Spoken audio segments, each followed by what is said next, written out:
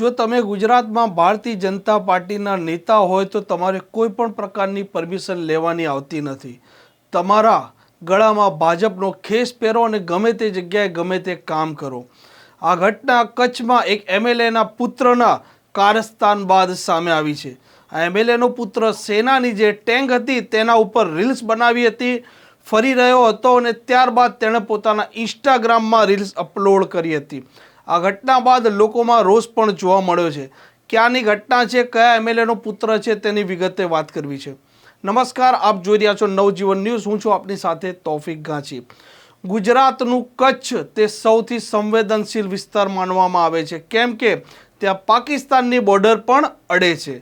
સેના છે સતત આ સંવેદનશીલ વિસ્તાર છે તેને તપાસવા માટે અડીખમ હોય છે અને સતત ચકાસતી હોય છે. તેવામાં કચ્છના રાપરથી જે ભારતીય જનતા પાર્ટીના એમએલએ છે વિરેન્દ્રસિંહ જાડેજા, તેમનો પુત્ર છે જેમનું નામ છે જયદીપસિંહ જાડેજા. જયદીપસિંહ જાડેજા સેનાની એક ટેન્ક છે તેના પર એક રીલ્સ બનાવે છે અને રીલ્સ બનાવ્યા બાદ પોતાનું જે ઇન્સ્ટાગ્રામ એકાઉન્ટ છે ત્યાં રોલા પાડવા, સીન સપાટા કરવા તે અપલોડ કરે છે. અપલોડ કર્યા બાદ આ રીલ્સ છે સોશિયલ મીડિયામાં ખૂબ વાયરલ થાય છે. વાયરલ થયા બાદ ગુજરાતના લોકો એક સવાલ પૂછી રહ્યા છે કે શું હવે સેનાના જવાનોને પણ આ નેતાઓ કે તેમના પુત્રને સલામો મારવાના દિવસો આવ્યા છે? આ જ્યારે સેનાની ટેન્ક પર આ એમએલએના પુત્ર બેઠા હતા તો તેમને ટેન્ક પર બેસવાની કોણે પરમિશન આપી? આટલા સંવેદનશીલ વિસ્તારમાં બીએસએફ છે, તેમની ચાંપતી નજર હોય છે, તો આ સેનાના કયા અધિકારીએ આ જે એમએલએના પુત્ર છે જયદીપસિંહ જાડેજા તેમને ટેન્ક પર બેસવાની પરમિશન તો આપી, સાથે રીલ્સ બનાવવાની પણ પરમિશન આપી. પહેલાં તો તમે આ જે રીલ્સ વાયરલ થઈ રહી છે તે જોઈ લો.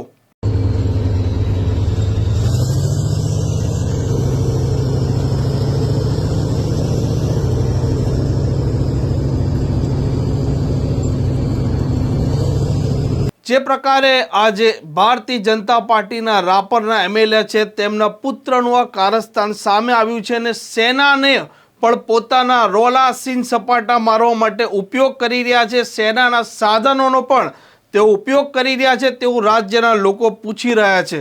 આ ઘટનાને પ્રત્યે લોકોમાં ચર્ચા પણ છે, સાથે રોષ પણ છે કે સેનાનો આવી રીતે ઉપયોગ ન થવો જોઈએ, કેમ કે તેઓ આપણી સુરક્ષા કરતા હોય છે.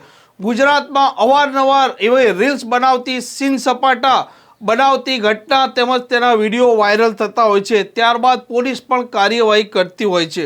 હવે જોઈએ કે આ જે રીલ્સ બનાવી છે, સેનાના ટેન્કનો જે ઉપયોગ કર્યો છે, ત્યારબાદ શું કાર્યવાહી થાય છે, કેમ કે સામાન્ય લોકો જ્યારે આવું કંઈક કામ કરતા હોય છે તે સમયે તો પોલીસ જાગતી હોય છે, પરંતુ હવે શું થાય છે તે લોકો પૂછી રહ્યા છે. આ પ્રકારના સમાચાર જો આપને પસંદ આવતા હોય તો નવજીવન ન્યૂઝની આ ચેનલ સાથે જોડાયેલા રહો.